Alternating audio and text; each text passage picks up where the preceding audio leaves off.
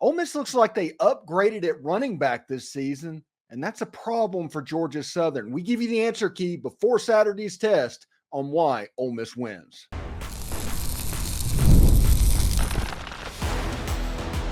You are Locked On Ole Miss, your daily podcast on the Ole Miss Rebels, part of the Locked On Podcast Network, your team every day. I'm your host, Steven Willis, a 10-year veteran member of the national media with Yahoo Sports and a former Ole Miss staff member. Today, we're talking about why Ole Miss is going to beat Georgia Southern on Saturday. It really comes down to two major mismatches. First, Ole Miss's dominant run game, led by Henry Parrish, will go against a Georgia Southern run defense that's already struggled, giving up big plays to Boise State and Ashton Gentry to start this season. And honestly, in a twist of fate, Ole Miss might have even upgraded at running back this offseason, with Parrish looking absolutely incredible so far. We'll talk about the differences between this year and last year in just a little bit. And honestly, make sure to tune into a full breakdown of the game and more. And don't forget to find that second listen that you're looking for in the network. Chris Gordy at Locked On SEC, Corey Burton at Locked On Vandy. They provide different perspectives on the SEC, college football, and yes, even Ole Miss insights as well. This is the Locked On Ole Miss podcast, your daily podcast on the Ole Miss Rebels, part of the Locked On Podcast Network, your team every day. We're free and available on all the podcast apps and on YouTube. Thank you for making Locked On Ole Miss your first listen every day, and a special hello to the insiders and everydayers who make the show what it is. Now through September 22nd, that's this weekend, all FanDuel customers can bet $5 and get a 3-week free trial of NFL Sunday Ticket from YouTube and YouTube TV. Visit FanDuel.com to get started. So it's really interesting. There's two major mismatches that Georgia Southern is going to have to deal with coming into this game. And this is going to probably be the difference between Georgia Southern covering the 34.5-point line where it sits right now, and Ole Miss covering the 34.5-point line. I do not think this is a situation where Georgia Southern is going to win the game. When you look at it, Georgia Southern cannot beat Ole Miss in a low-scoring game without help. Georgia Southern cannot beat Ole Miss in a high-scoring game without help. So if Ole Miss goes out and plays clean and does the thing they're supposed to do, they're going to win this football game. But determining on whether or not Ole Miss covers or not will probably depend on what Georgia Southern does, because they have a couple of mismatches that they're going to have to deal with. And particularly the run defense, Georgia Southern's run defense is a major problem for the Eagles going into this game. Georgia Southern gave up nearly 400 yards against Boise State and Ashton Gentry at the beginning of the year. And the backup running back for Boise State on that team also went for over 100 yards on just 9 carries. Between them, they averaged about 13 yards per pop. It was a horrific running performance for the Georgia Southern defense. This defense gives up about 250 yards on the ground. Of course, a lot of that is because they gave up 400 to Boise State, but that's still a large number, especially when you consider Ole Miss has not run for under 250 yards this whole season.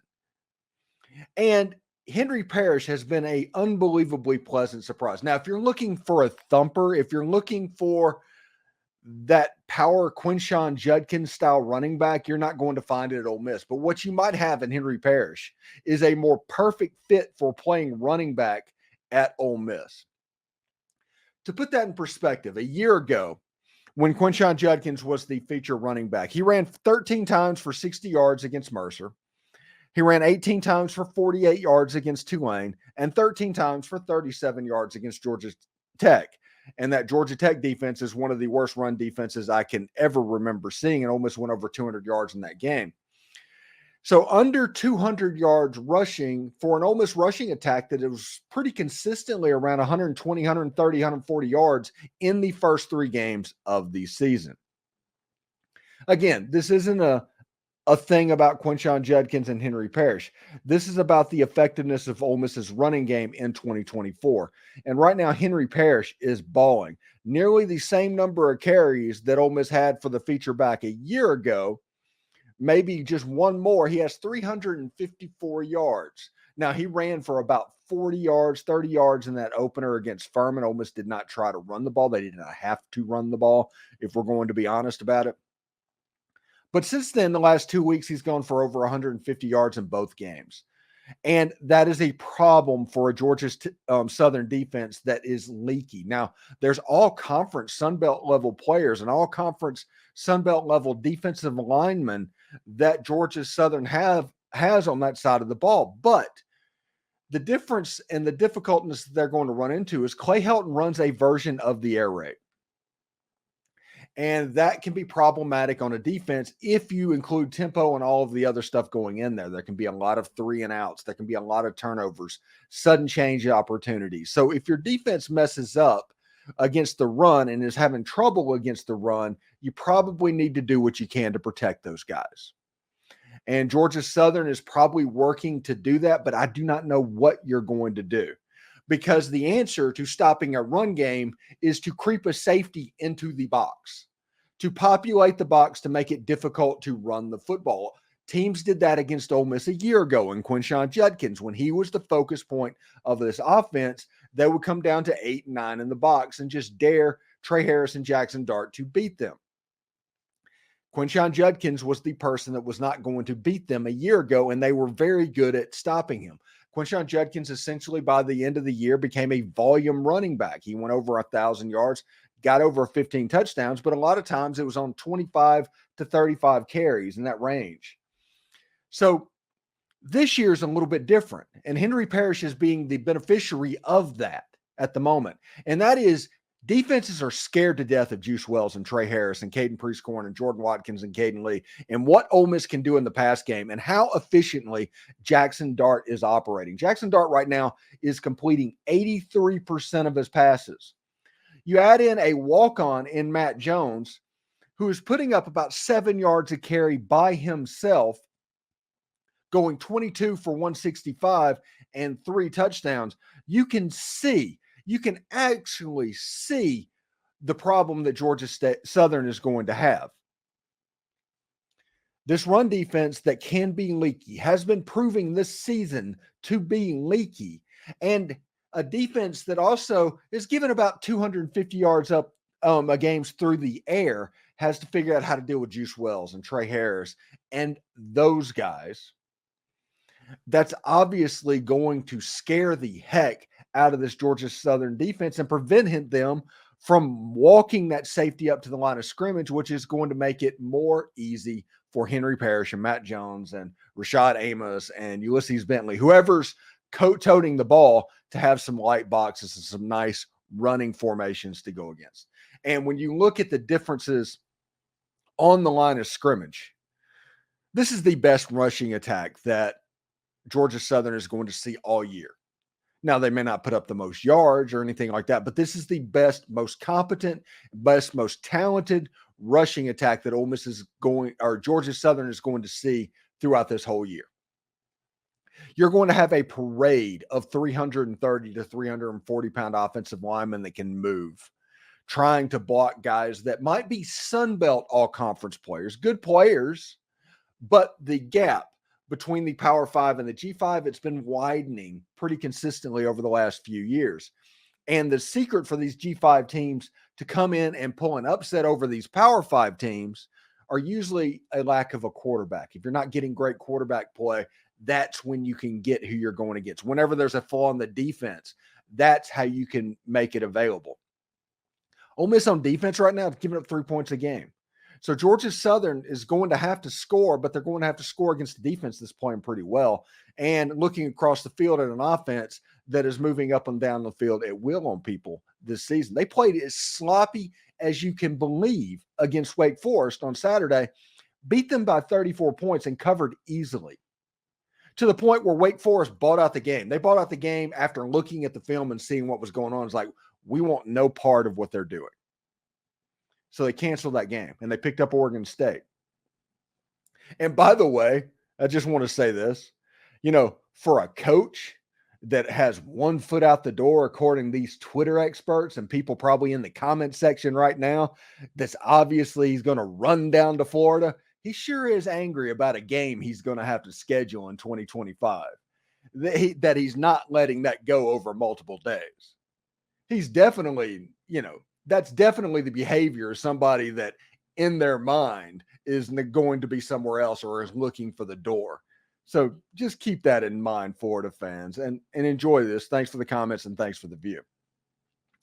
But that is the biggest mismatch in this game is Ole Miss's running game and offensive line against Georgia Southern's run defense. And there's a chance for Ole Miss to make this very lopsided, and it is through the defense. And eventually the play passes are going to open up because of that defense, and it's going to open up Trey Harris and Juice Wells. And that is where Jaxson Dart can put up the numbers that he is going to need. We're going to talk about that as well a little bit later. Last week it was a battle in the trenches as the interior defensive line dominated the game. They just absolutely dominated the game. But this week the focus shifts to the edge.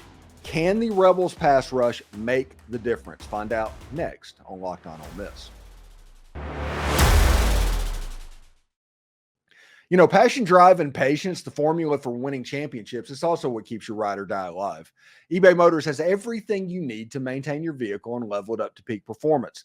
Superchargers, roof racks, exhaust kits, LED headlights, and more. Whether you're into speed, power, or style, eBay Motors has got you covered. And with over 122 million parts for your number one ride or die, you'll always find exactly what you're looking for. And with eBay's Guaranteed Fit, your part is always guaranteed to fit your ride every time or your money back. Because with eBay Motors, you are burning rubber, not cash. With all the parts you need at the prices you want, it's easy to make your car the MVP and bring home huge wins. So keep your ride or die alive at ebaymotors.com. Eligible items only, exclusions apply. eBay's Guaranteed Fit is only available to U.S. customers. I want to welcome a new partner to the Locked On Ole Miss podcast in College Corner. It is your one-stop shop for all things Ole Miss. Game day is right around the corner. And this week, the fans will be rocking powder against Georgia Southern in the Armed Forces game. So head on over to the College Corner store to pick up your perfect game day gear. Whether you're gearing up for football, basketball, or baseball, College Corner has got you covered. It's located off of Sisk Avenue, right across from the Chick-fil-A. Getting to the store is a breeze, and they have a ton of parking. For those of you out of state, no worries. Visit collegecornerstore.com where they turn around orders lightning fast. They did that just this week for me. Trust me, this isn't a pitch. College Corner is where I get all of my Rebel gear. So visit collegecornerstore.com or stop by College Corner today. So really interesting stuff. And we talked about the biggest mismatch being the run game of what's going on. The second biggest mismatch is going to be Ole Miss's defensive line versus the Georgia Southern offensive line. And specifically, the edge players are going to be important for a couple of different reasons. First of all, Georgia Southern's leading rusher has 90 yards on this season. They do not run the ball exactly very effectively. They're pretty good at running the ball in the red zone. So if you get down in the deep, tight red, you can see them running the football. They're pretty good at scheming up plays to get into the end zone. A lot of stuff that they try to do. You might remember this from when he was at USC. Clay Helton was the coach at Georgia Southern. But this game between the 20s, where most of the game is going to be played, Georgia Southern is predominantly a drop back passing team. They do a lot of air raid stuff and a lot of stuff that is 5-6 yards per completion type stuff. It's going to be fairly quick. It's going to do all of that. And the benefit of that is they don't get sacked an overly amount of much. Now, Boise State got there a couple times. You can get the quarterback on the ground, and Ole Miss has some dudes that can get to the quarterback on the outside that's going to be rushing. But the point is, Georgia Southern is pretty good at the pass game. And they're pretty good at getting the ball out of the quarterback's hands. And they have a dual threat type quarterback. So you're going to have to worry about doing contain as well. So like Princely Umanmielen and Suntarine Perkins, whenever they rush, they need to rush to the outside shoulder. They don't need to be caught up inside to where the quarterback can escape outside. And the reason I think the edge players are going to be so important in this game, and probably are going to be the part of the defense that makes a lot of the plays, probably causes turnovers and interceptions, is going to be the edge play. Them getting to the quarterback. Princely Umanmielen on PFF last year was like number one in the country in getting to the quarterback and rushing the passer whenever he knew it was a pass play, whenever he had an idea of exactly what was going on. So we're talking about, hey, if it's 3rd and 7 or longer, when you know it's going to be a pass play, he is pretty good at getting to his spot. He knows where the quarterback is going to be, and he was pretty good at getting there. Suntarine Perkins is going to get his first extensive action of the season whenever he fills in for an injured Jared Ivey against Georgia Southern on Saturday. He's another guy that is good at getting to the quarterback. He had an interception and a sack against Wake Forest a week ago. Really good player, a former Mississippi High School Player of the Year type guy. Those players on the edge, when you add in a Chris Hardy, when you add in a Cam Franklin, when you add in a DJ Holmes potentially, that they set up, because we're not exactly sure how Ole Miss is going to reshuffle now that somebody that's 280 pounds has been removed from the strong side in, and they're being replaced by somebody that's 210. So that's going to be something. Maybe Chris Hardy moves out there. Maybe something like that happens. Maybe Cam Franklin has more of a role in this early part of the season because you don't want to mess with what Chris Hardy has going on. We'll see on Saturday exactly how they handle it. But the point is, whoever's out there, they have a chance to eat. You're going to have a situation where everybody is paying attention, probably for the first time this year.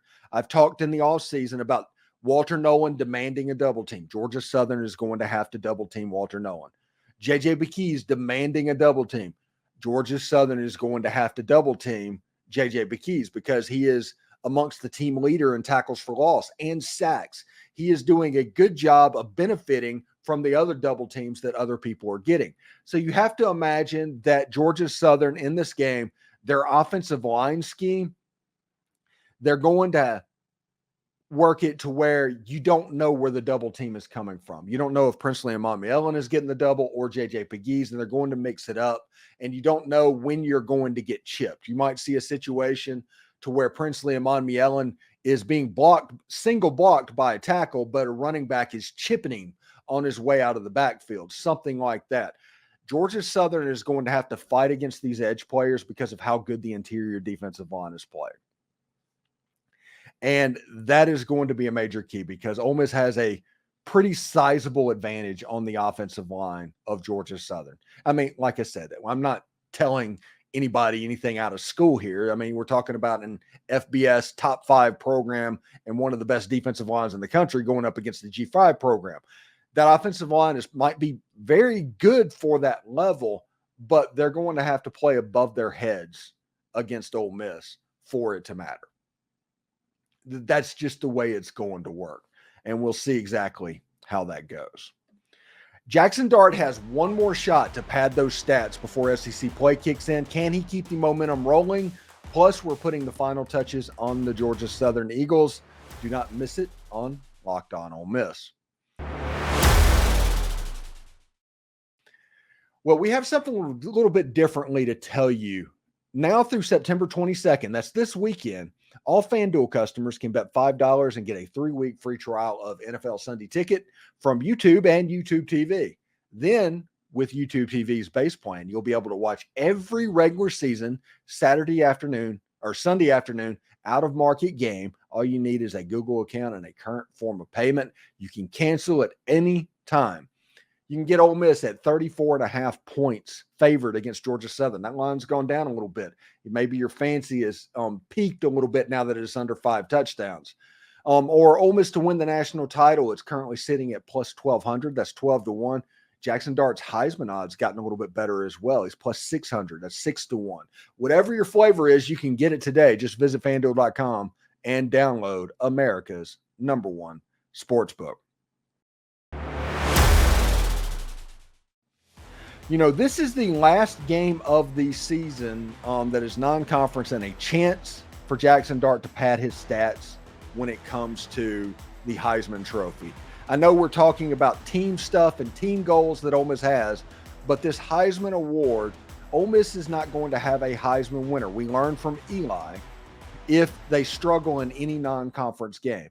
They will give it to you if you struggle against Alabama or Georgia or LSU even. They will give you a pass on that game just as long as you're good in it. But they will not give you a pass if you struggle against Georgia Southern. They will not give you a pass if you struggle against Wake Forest. And to Jaxson Dart's credit, he has not struggled this year so far. Jaxson Dart right now is currently completing about 83% of his passes.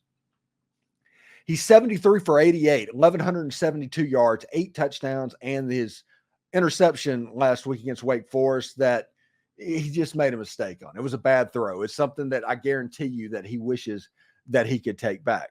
And he is the beneficiary of the wide receivers that might be the best wide receiver group in all of college football, and definitely the best wide receiver in football. Trey Harris is averaging nearly 10 catches per game through a quarter of the season, 436 yards through a quarter of the season, and 2 touchdowns. If you want to play those out over a regular season, we're not even counting playoffs and all that where it could happen, but you're looking at 110 catches on the season, 1,720 yards, 8 touchdowns, plus the championship game and the playoffs and all of that could happen. But we're talking about records that will never be touched at Ole Miss if he keeps up this pace. It's very important. And a lot of what helps him, and we talked about this during the offseason, was Ole Miss did a good job of recruiting players to keep people from being able to double team Trey Harris. And one of those is Juice Wells. Juice Wells currently has 11 catches, 208 yards, nearly 20 yards per catch, 3 touchdowns. He has been very good and an excellent deep threat. He is a vertical threat down the field, and he's been able to take advantage of what's going on. Also, he looks very smooth catching the ball. And his other surprise is Caden Lee. You remember in the offseason, I talked about Caden Lee. Everybody was raving about what Caden Lee could be in camp. Everybody remember that. And I said, I hear that all the time, and I believe that. I absolutely believe he's there. But I was like, who is he going to take reps from? Because I didn't think Jordan Watkins, Juice Wells, and Trey Harris was going to give those reps up. And it looks like Jordan Watkins is the receiver that's kind of playing wide at times. He is the 4th wide receiver in the formation, and Caden Lee is being the slot receiver that is doing Elijah Moore type stuff in the middle of the field. He is somebody to pay attention to going into this game. This is the last opportunity for Jaxson Dart to put up stat padding numbers in the non-conference, because like I said, they're not going to forgive an Ole Miss quarterback that has bad numbers in a non-conference game. We learned that from Eli Manning. Ole Miss lost to Memphis. That was all the excuse they needed to give Jason White the Heisman. Jason White didn't deserve the Heisman, other being in Oklahoma, but that was all the reason they needed to make that happen. So we'll see. This is a big game. Ole Miss has a big mismatch in the trenches, especially offensive line to Georgia Southern's defensive line. Ole Miss's running game to Georgia Southern's run defense. That's a massive mismatch. Another mismatch is going to be their defensive line going against Wake Forest's or Georgia Southern's offensive line. I mean, it's almost like a scheduled tweet at this point that those two things are really starting to stand out a little bit. And they will continue to when Ole Miss plays South Carolina, Kentucky, LSU, all the way until they probably face Oklahoma's defense. Will be the first time that Ole Miss sees a defense that is just honestly really good. But we'll see how they handle this offense, because Oklahoma has Tennessee this weekend. So that's going to go a long way to letting us know what Oklahoma is actually going to be by the time they show up into Oxford, when Ole Miss breaks out those Realtree helmets and they're really good. So let's go over the week, finish up real quick today. The keys that I talked about on Tuesday: a fast start at home against a defense that has been giving up 500 yards per game. That's important. Run the ball. Georgia Southern has given up 240 yards per game to Boise State, Nevada, and South Carolina State. And also clean up that sloppiness from the Wake Forest game and get back to playing clean. If Ole Miss does that, they're going to be fine, because Georgia Southern cannot win this game without help from Ole Miss. So if Ole Miss plays clean and just cleans up the sloppiness, they're going to win the game. What you need to watch is Henry Parrish could just break the will of this defense, and that we talk about the Georgia Southern run defense. How clean does Georgia Southern play is a question. This is a team that's been known to turn over the football, but this is going to determine whether or not Ole Miss is winning a 70-3 type game and a 51-17 type game that Georgia Southern actually covers. Again, if Ole Miss plays sloppy, it could get even a little bit closer than that. But if Ole Miss plays clean, whether or not Ole Miss covers or not, it's likely going to depend on whether or not Georgia Southern plays clean, because Lane Kiffin's not going to run the score up on his buddy. He's buddies with Clay Helton. And also Jaxson Dart's Heisman numbers are important with difficult games coming up. I think Jaxson Dart needs somewhere in the neighborhood of 350 yards, just like always coming through this. He's the leading passer in Division I. He needs to keep that up. When you look at the betting line right now, you can get Ole Miss at minus 34.5. It is dipped down below 5 touchdowns in this game. The over-under has gone up to 67.5. That would be 50-17 would be an under hit, is what that would be. So they're thinking Georgia Southern's going to be able to score the ball. And whenever you look at, I think Boise State beat them 56-45 or something like that. They're pretty good at scoring points, and they can throw the ball around the yard. There's some issues that they have, but do not look for a 52-3 type game. I do think Georgia Southern is going to get into the end zone, but I am going to call an under, and I'm going to say Ole Miss 52 and Georgia Southern 10. I do think Georgia Southern is going to score a touchdown in this game, and that is going to be important because you're dealing with the no-hitter tensing up on this defense. The touchdown just needs to happen before SEC play so they can just relax and play football. I do think it's going to be an under hit. I do think Ole Miss is going to score points, but I think that Lane Kiffin is going to call off the dogs a little bit because of Clay Helton. We'll see. And if you want to look at the total games, this is what we predicted back in July. If you look at ESPN FPI at the moment, Ole Miss is favored at probability favorites in every single one of these games. So it's going to be a fantastic season. And Ole Miss football has sold out every remaining home game, even Georgia Southern. I'm interested to see what the attendance is going to be in that game because they've been over 66,000 for both of their home games so far.